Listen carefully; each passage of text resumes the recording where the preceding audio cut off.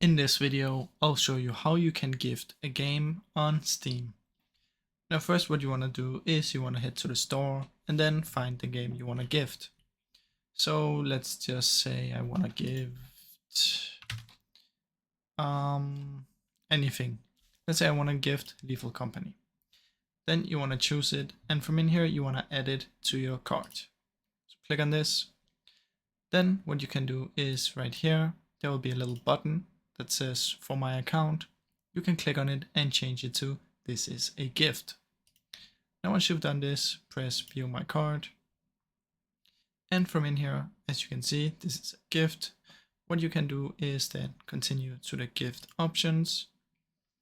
And in here, you'll have the option to choose the friend that you wanna gift it to.